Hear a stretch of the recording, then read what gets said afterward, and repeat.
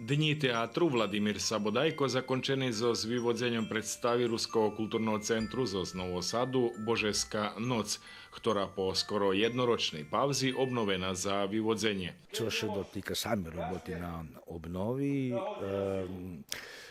pođe ona, teraz veľa važnejšie pitanje, že či sme ju uporabili len pre to jeden nástup, či ju budeme teraz otrimovať i dalje. Moja ideja bola práve u tým, že ju treba zatrimať i dalje.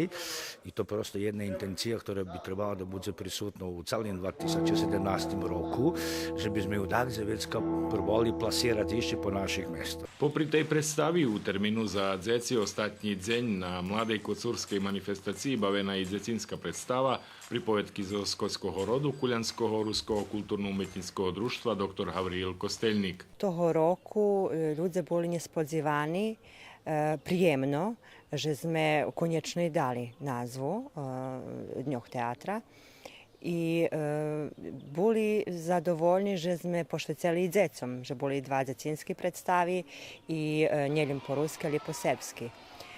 Nazvame se, že tak i u buduce ostanje. Istý večer u Ruskim keresture u Dome remeselníkov zakončené trodňové hostovanie filmského festivala angažovaného filma Šľobodná zóna zo projekcií v filmoch Ľubovníky i Despot i Uvaha, Uvaha.